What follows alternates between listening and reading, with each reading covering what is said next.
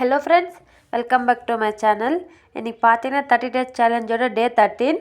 இன்றைக்கி வாங்க எள்ளு ஒப்பட்டு எப்படி செய்கிறதுன்ட்டு பார்க்கலாம். பாருங்கள், பார்க்கவே ரொம்ப சூப்பராக இருக்குது. இப்போ எப்படி செய்கிறதுன்ட்டு பார்க்கலாம் வாங்க. கொஞ்சம் கோல்ட் ஆகிட்டு இருக்குது, வாய்ஸ் கொஞ்சம் இப்படி தான் இருக்குது, அட்ஜஸ்ட் பண்ணிக்கோங்க. இதுக்கு நான் 1.5 கப் அளவுக்கு நான் மைதா மாவு எடுத்துக்கிறேன். இது கூட பார்த்திங்கன்னா கொஞ்சமாக சால்ட்டு நான் போட்டுக்கிறேன். ஒரு பாதி ஸ்பூன் அளவுக்கு நான் உப்பு போட்டுக்கிறேன். இப்போ இது கூட பார்த்திங்கன்னா ஒரு 1/4 ஸ்பூன் அளவுக்கு நான் மஞ்சள்தூள் போட்டுக்கிறேன். இதெல்லாம் போட்டு நல்லா மிக்ஸ் பண்ணிக்கலாம். மஞ்சள்தூள் போடாமல் கூட செய்யலாம், கொஞ்சம் கலர்ஃபுல்லாக இருக்கும் மஞ்சள்தூள் போட்டு செஞ்சோன்னா. இப்போ இது எல்லாத்தையும் நல்லா மிக்ஸ் பண்ணிக்கலாம். ஒப்பட்டுனாவே எல்லோ கலரில் தானே இருக்கும். இப்போ கொஞ்சம் கொஞ்சமாக தண்ணி விட்டு நல்லா மிக்ஸ் பண்ணிக்கோங்க. சப்பாத்தி மாவு பதத்தை விட கொஞ்சம் இலகலாக இருக்கணும். அப்போ தான் நம்ம ஒப்பட்டு தட்டும்போது கொஞ்சம் சாஃப்டாக ரொம்ப சீக்கிரமாக ஆகும். கொஞ்சம் ஹார்டாக இருந்துச்சுன்னா விரலெல்லாம் வலிக்கும், ஒப்பட்டு தட்டுறது கஷ்டமாக இருக்கும். கொஞ்சம் கொஞ்சமாக தண்ணி விட்டு நல்லா மிக்ஸ் பண்ணிக்கோங்க. 1.5 கப் அளவுக்கு நீங்கள் மைதா மாவு எடுத்திங்கன்னா ஒரு 6லேருந்து 7 ஒப்பட்டு நம்மளுக்கு கிடைக்கும். பாருங்கள், இந்த மாதிரி நல்லா கொஞ்சம் சாஃப்டாக பிசைஞ்சிக்கோங்க. இப்போ இதில் 2 ஸ்பூன் அளவுக்கு நான் ஆயில் ஊற்றிக்கிறேன். ஆயில் ஊற்றி நல்லா மிக்ஸ் பண்ணிக்கலாம். ஒரு 20 மினிட்ஸ் பார்த்திங்கன்னா நல்லா ஊற விட்டுடுங்க. எந்த அளவுக்கு மாவு நல்லா ஊற விடுறீங்களோ அந்தளவுக்கு சாஃப்டாக இருக்கும். நம்ம ஒப்பட்டு செய்யும்போது ரொம்ப சாஃப்டாக இருக்கும். தட்டுறதுக்கும் பார்த்திங்கன்னா ரொம்ப ஈஸியாக இருக்கும். நான் பார்த்திங்கன்னா ஒரு ஆயில் கவரில் பார்த்திங்கன்னா ஒரு 20 மினிட்ஸ் நல்லா ஊற விட்டுக்கிறேன். இப்போ எள்ளு பூரணம் நம்ம செஞ்சுக்கலாம். நான் 1.5 கப் அளவுக்கு நான் எள்ளு எடுத்திருக்கேன். இப்போ இதை நல்லா பொன்னிறமாக வறுத்துக்கோங்க.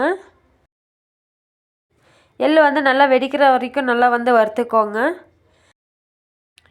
எள்ளு சட்னி எப்படி செய்யுதுன்னு சொல்லிவிட்டு நான் ஒரு வீடியோ அப்லோட் பண்ணியிருந்தேன். அதுக்கு நல்லா ரெஸ்பான்ஸ் கொடுத்தீங்க. நிறைய பேர் பார்த்திங்கன்னா சப்ஸ்கிரைபும் பண்ணியிருந்தீங்க. சப்ஸ்கிரைப் பண்ணவங்களுக்கெல்லாம் ரொம்ப தேங்க்யூ. இப்போ வாங்க எள்ளு பூரணம் எப்படி செய்யுதுன்ட்டு பார்த்துடலாம். பாருங்கள், இந்தளவுக்கு நல்லா வறுத்துக்கோங்க. நல்லா பார்த்திங்கன்னா எள்ளு வெடிக்கும், அந்தளவுக்கு நல்லா வறுத்துக்கோங்க.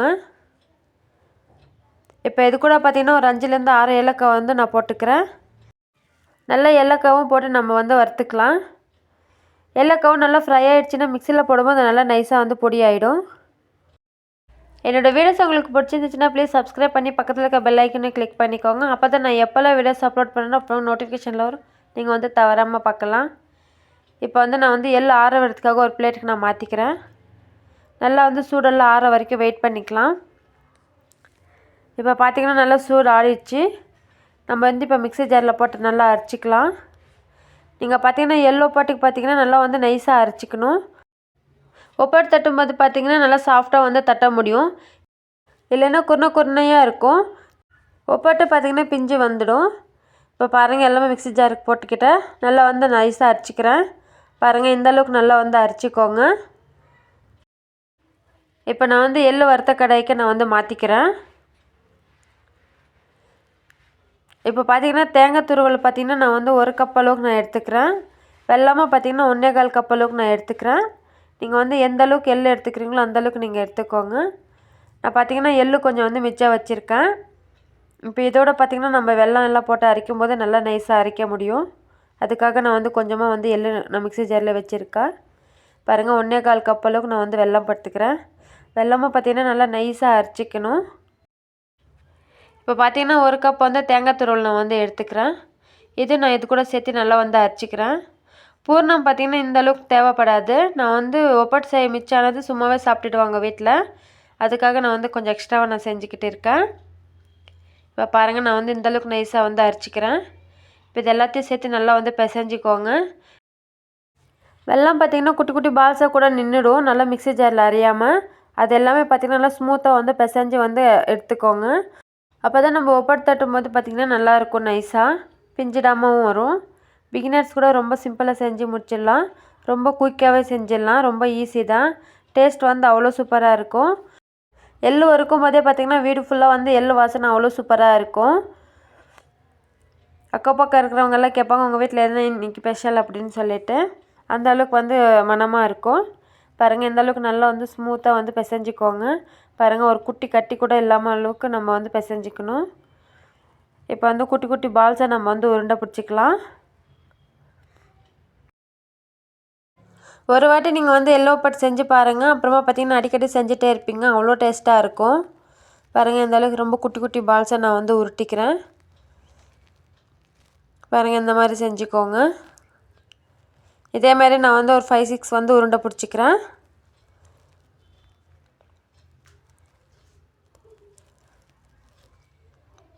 இது வந்து சும்மாவே எல்லாமே உருண்டை பிடிச்சி வச்சா கூட டெய்லி ஒன்று சாப்பிட்டா கூட அவ்வளோ ஹெல்த்தி, அயன் சக்தி ரொம்பவே இருக்கும். எள்ளுருண்டை அந்த மாதிரி பிடிக்காதவங்க பார்த்திங்கன்னா எள்ளு சட்னி அந்த மாதிரி கூட நீங்கள் வந்து செஞ்சு சாப்பிட்டுக்கலாம். அதுவும் ரொம்ப டேஸ்ட்டாக இருக்கும். நீங்கள் வந்து எள்ளு சட்னி அந்த மாதிரி செஞ்சிங்கன்னா தோசை இட்லிக்கு எல்லாமே சாப்பிட்டுக்கலாம். இப்போ வந்து நான் வந்து ஒரு பாலித்தீன் கவர் எடுத்திருக்கேன்.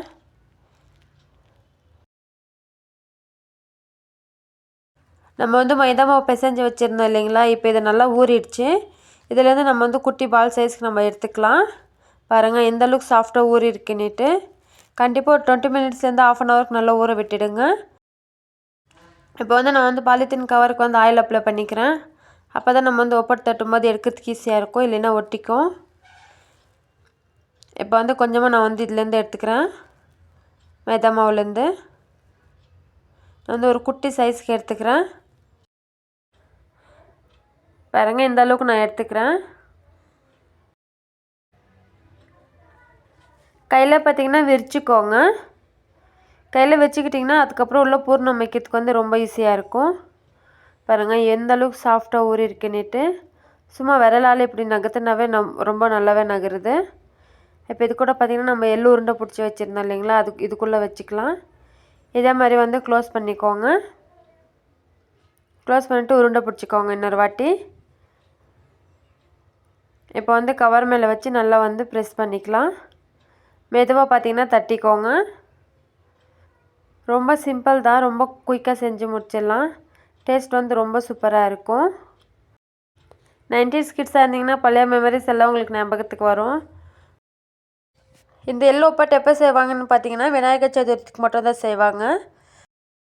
இது பார்த்திங்கன்னா சீக்கிரமாக கெடாது. மினிமம் ஒரு 3 days ஆச்சு இருக்கும். ரொம்பவே ஹெல்த்தி கூட. கண்டிப்பாக ஒரு வாட்டியாச்சும் ட்ரை பண்ணுங்கள். ரொம்பவே டேஸ்ட்டாக இருக்கும். பருப்பு ஒப்பட்டெல்லாம் பார்த்திங்கன்னா வாயு பிரச்சனை அந்த மாதிரியெல்லாம் இருக்கும். இதில் அந்த மாதிரி எதுவுமே இருக்காது. ரொம்ப ஹெல்த்தி. இப்போ வந்து தோசை தவா வந்து சூடு பண்ணிக்கலாம். இப்போ நம்ம தட்டி வச்சுருக்கிற ஒப்பட்டு இது மேலே போட்டுக்கலாம். இப்போ இது மேலே கொஞ்சமாக வந்து ஆயில் ஊற்றிக்கலாம். ஆயிலுக்கு பதிலாக நீங்கள் வந்து கீ கூட அப்ளை பண்ணிக்கலாம். இப்போ இதை வந்து நல்லா திருப்பிக்கலாம். ரொம்ப குயிக்காகவே செஞ்சு முடிச்சிடலாம். நல்லா இந்த மாதிரி ஓரத்துலலாம் ப்ரெஸ் பண்ணி விட்டுக்கோங்க. அப்போ தான் ஓரெல்லாம் நல்லா வெந்தே வரும். இல்லைன்னா ஓரத்தில் கொஞ்சம் வேகாமல் இருந்துடும். பாருங்கள் இப்போ நல்லா 2 சைடும் பார்த்திங்கன்னா நல்லா வெந்துடுச்சு. இப்போ இதை வந்து நல்லா திருப்பிக்கலாம். இப்போ இதை எடுத்துடலாம். பாருங்கள் பார்க்கவே அவ்வளோ சூப்பராக இருக்குது.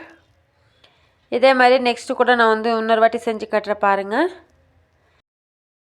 கொஞ்சமாக மைதா மாவு எடுத்துக்கோங்க. நல்லா இந்த மாதிரி விரிச்சிட்டு அதுக்கப்புறமா பார்த்திங்கன்னா நம்ம எள்ளு பூர்ணம் வந்து உள்ளே வச்சுக்கலாம்.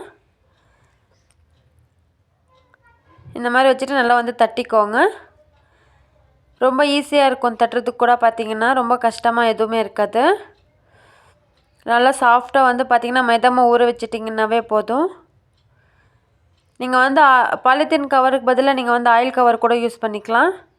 இன்னுமே கூட ஈஸியாக இருக்கும் தட்டுறதுக்கு. பார்த்திங்கன்னா நான் தான் உங்களுக்கு தெரியணுன்றதுக்காக நான் வந்து பாலித்தீன் கவர் எடுத்திருக்கேன். பாருங்கள் இந்த மாதிரி வந்து தட்டிக்கோங்க. ரொம்ப சிம்பிள் தான், ரொம்ப குயிக்காக செஞ்சு முடிச்சிடலாம். கண்டிப்பாக ட்ரை பண்ணி பாருங்கள்.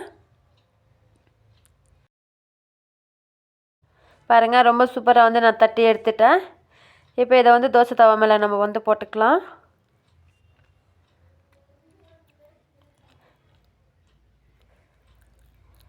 நீங்கள் வந்து ஆயிலுக்கு பதிலாக கீ கூட அப்ளை பண்ணிக்கலாம். நல்லா வந்து இந்த மாதிரி விரித்து விட்டுக்கோங்க. கடாய் மேலே தோசை தவா மேலே போட்டு கூட நல்லா 2 சைடும் பார்த்திங்கன்னா சுட்டு எடுத்துக்கலாம். இது மேலே கொஞ்சம் வந்து ஆயில் அப்ளை பண்ணிக்கிறேன். நல்லா இந்த மாதிரி ஓரங்கள் எல்லாம் ப்ரெஸ் பண்ணி எடுத்துக்கோங்க. அப்போ தான் ஓரங்கள் எல்லாம் நல்லா வேகும். அப்போ வாங்க பிளேட்டிங் பண்ணிடலாம். அவ்வளோ ஹெல்த்தியாக இருக்கும். கண்டிப்பாக ட்ரை பண்ணுங்கள். சின்ன பசங்களுக்கு செஞ்சு கொடுங்க, ரொம்ப விரும்பி சாப்பிடுவாங்க. ஏன்னா எள் உருண்டை அந்த மாதிரி கொடுத்தா கூட இப்போ இருக்கிற பசங்க சாப்பிட மாட்டேன்றாங்க. இந்த மாதிரி ஏதாச்சும் செஞ்சு கொடுத்தா சாப்பிட்டுடுவாங்க கண்டிப்பாக. பாருங்கள், பார்க்கவே அவ்வளோ சூப்பராக இருக்குது. கண்டிப்பாக ட்ரை பண்ணுங்கள். இங்கே பாருங்கள், நான் வந்து பிச்சு காட்டுறேன் எவ்வளோ சாஃப்டாக இருக்குன்னுட்டு. பாருங்கள் எவ்வளோ சாஃப்டாக இருக்குன்னுட்டு. சாப்பிட்றதுக்கு அவ்வளோ டேஸ்ட்டாக இருக்கும். பாருங்கள் எவ்வளோ சாஃப்டாக இருக்குன்னுட்டு. ஓகே ஃப்ரெண்ட்ஸ், இந்த வீடியோ உங்களுக்கு பிடிச்சிருக்குன்னு நினைக்கிறேன். பிடிச்சிருந்துச்சின்னா ப்ளீஸ் சப்ஸ்கிரைப் பண்ணிக்கோங்க. எனக்கு கொஞ்சம் மோட்டிவேஷனாக இருக்கும். நெக்ஸ்ட் வீடியோஸ் அப்லோட் பண்ணிகிட்டே இருப்பேன். 30 days சேலஞ்சோட Day 14 வந்து நான் பார்க்குறேன். பாய்.